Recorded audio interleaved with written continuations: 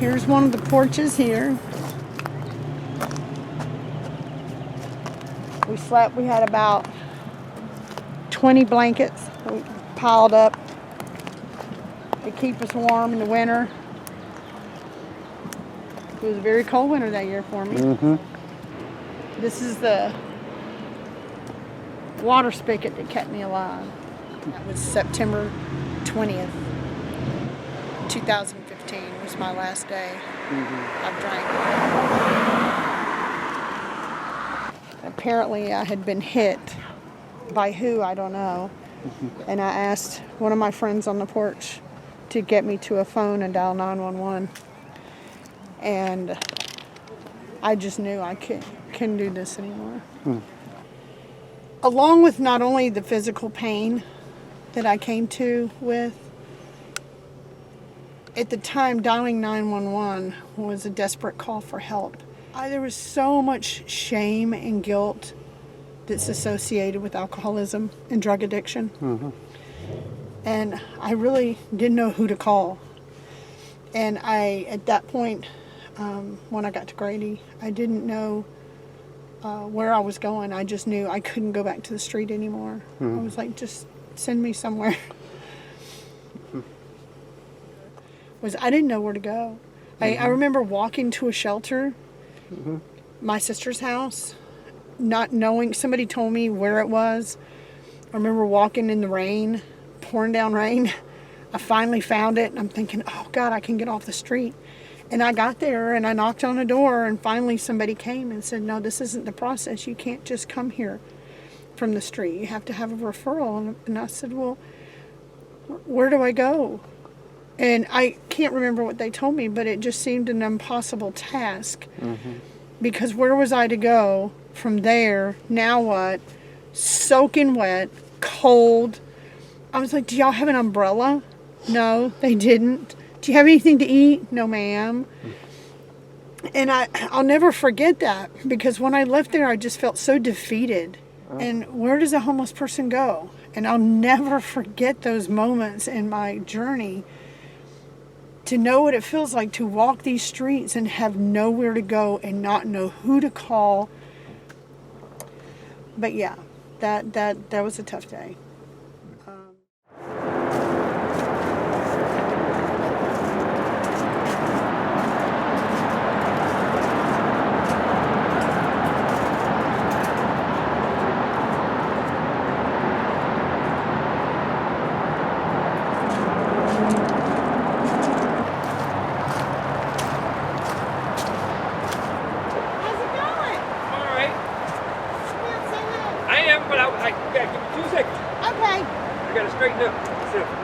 Thinking like down here, Okay. around my tent, in the back part of my tent, and back that way is what we need. The rest of that is his. Okay. So here, I love it. I mean, don't get me wrong, for being out on the streets, I love it. But yeah. It's And super who's on this side now? So everybody D. almost, it seemed like, yeah. I don't know. D's over there. I think D, Trap's over there. Right, I used to, but that's before I was working as much.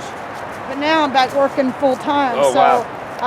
My Thursdays I do, but usually I spend Thursdays picking up donations. Okay, gotcha. Then I sort them And then, on other days, and then I'm out here distributing Sunday. Which is good. Yeah. It's good. It's more than just you bringing us stuff. It's you coming. You know what I'm saying? Aww. It uplifts us a little bit. I'm serious. You know, when you're in the streets, it's comforting to know somebody cares. That's what he just said. He said, it's not just what you bring to us, Tracy, it's you.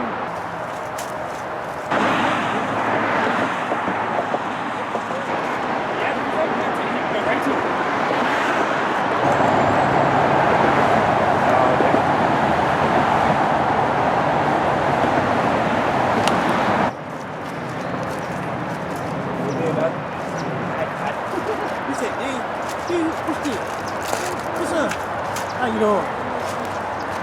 90% of everybody that I met in the streets is split in these two categories. Either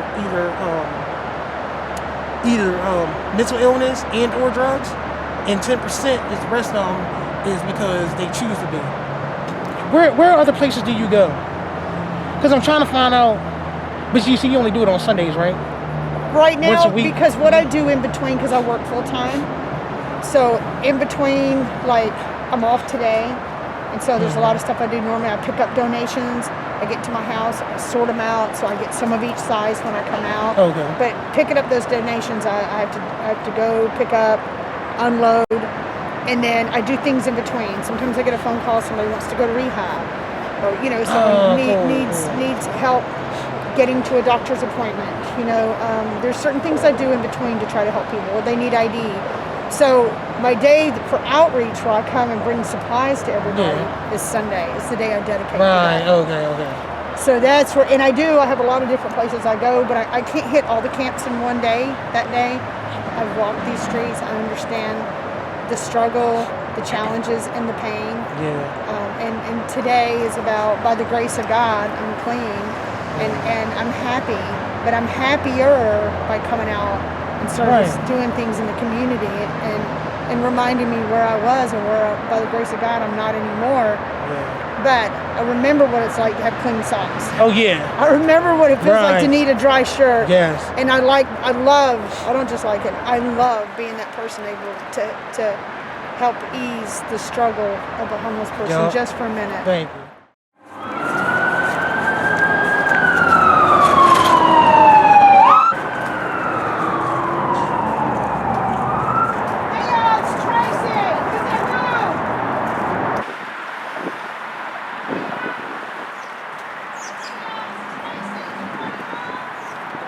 She made my day when she said you're ready to go get some help.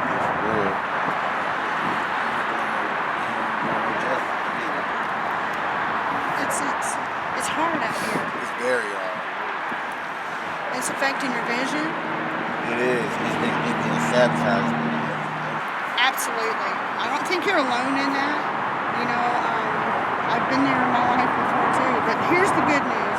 I'm off today. So once I get done with outreach, I'm going to come find you, and we're going to take the steps to get you someplace. Okay? So you ready today?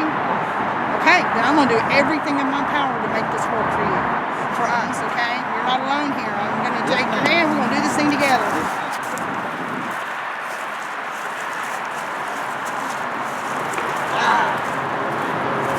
Let's get down and get you while we still got some blankets and stuff like that, spaghetti.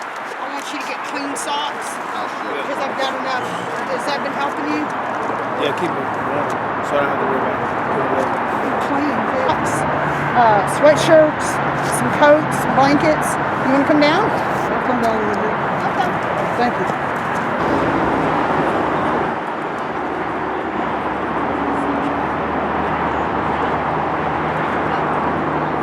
All right, let's get Jeremiah a coat. Let's get him a hygiene kit. Okay. See if he needs a belt. I have a feeling he needs a belt. It's looking like he could use one. I have some scarves. Yeah, let's check him out. He looks like he's got himself. We got spaghetti. Get your hygiene kits. If you need a coat over here, if you need a blanket, see I don't got any Lisa. sunglasses this week. Come on over here. I got one. Doing great. It's a good day. This is why we cook today. Let me. The lady that we saw up in the slip, it's full of mud.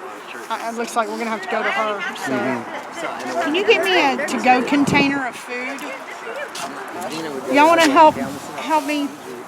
I need a hygiene kit. This is for a lady that's covered in mud up on the hill, and she's wearing a slip. So we need to try to find her a coat, a hat. I think she doesn't like being restricted in clothing, from what I can see. So let's try to find her. Let's find a sweatshirt. We've got see the bag with women's clothes. Let me see if I can find some. So I don't know when you faxed it to my doctor if it was. Seems to be going back up the hill. Your phone active? Is your phone active? If it wasn't stolen, it won't be. So you don't have a way to contact me? Yeah, my Brandon? brother will bring me one. I can get Brandon, yeah. Brandon. But my brother's supposed to bring me a phone today. Okay. Yeah, I keep. I don't see you not smiling too often. You're right. There's no reason not to. That's right. I'm so glad to see you. I'm glad to see you too. I've been doing good.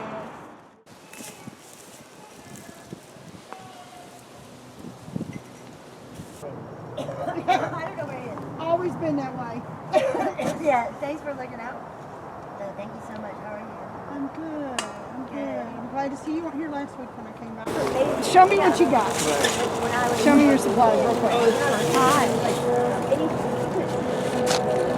Yeah, and he's into art right now too. You got canvases. Yeah, watercolor. Oh, you know what? I was just looking at these online the other day. This exact pattern. Oh, right here. Make the puppet. He tried it. Let me see. Right here. Fair. Not today. It's nap time for him. Well, yeah, pretty much because every time I start doing something, I get knocked down. You know, but all of it's my own fault, though, right? I see where you know what I mean? Actually, did I tell you I sold a piece of art on the ramp a couple weeks ago for $100? Did you really? One of my paintings. The guy came up. How awesome. I live to use and I use to live. That was my life. So now I'm not, but I remember the struggle, the pain, you know, and I remember how much it meant to have a clean pair of socks, a bottle of water. That's part of that's like one of the best things ever. Some clean clothes, you know.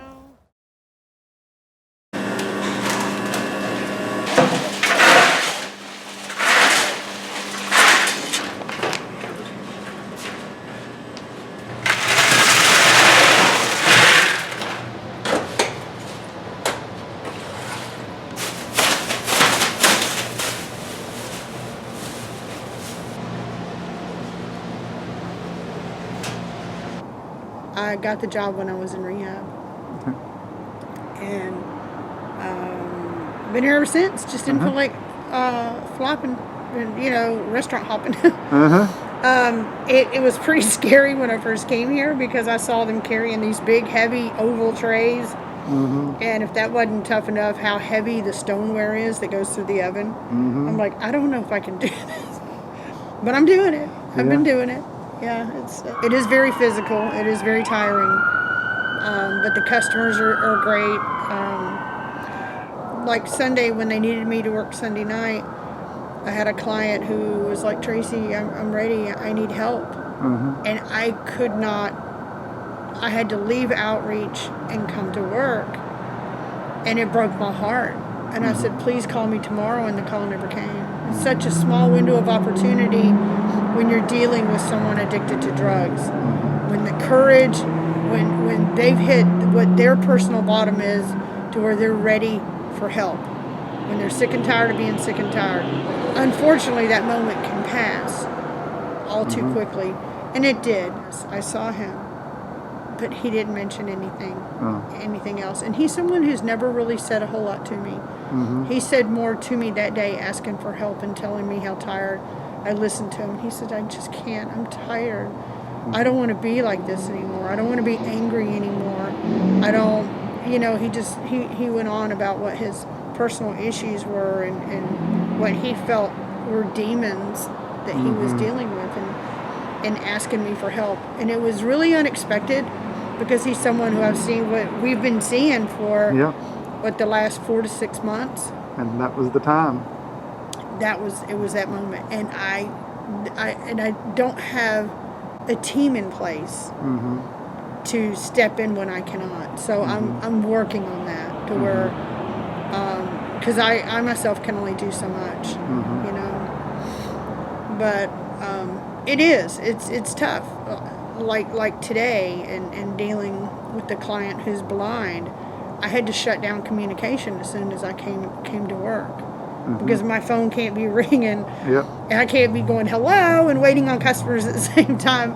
Doesn't work that way. And it can be very distracting and I make mistakes if I'm trying to text and do things. But there's a lot of things that goes on with people that require immediate attention. And when someone asks for help, it's a now and possibly never situation. It's my passion. I love what I do. I was so angry and hurt today and afraid for him. I was crying today. I was like, oh no, this has to stop. Because my face swells up. I get red splotches. My eyes swell up. I can't go to work and bartend with a face like that. With people going, what's wrong? I'm like, no, stop. But I was just so frustrated at the system. Yeah. And then like I got up this morning and then I'm sorting stuff. I'm unloading my car from outreach, you know, because I had too much going on yesterday. Or no, I picked up more donations yesterday. Then I had to pick up today, so I had to unload my car. Had to sort some stuff today and filter out some stuff. Then I had to, so I went to CAC and did that. And then I come to work and now I'm getting off. And it's, I still have stuff at the house, you know, that I've got to do. Tomorrow's a double shift. But all that stuff in my car that's loaded down, I still have to unload it when I get home. I guess the point I'm trying to make is you're handling the stuff that needs to be done. You're helping me. I needed somebody to come along and help me with the board and put things in place like social media. There's just not enough time in the day for me to do it. Just too tired. By the time I get home and I cook something to eat, my eyes are heavy. You know, there's just no, I'm just like, okay, I'll do it tomorrow. Procrastination sets in.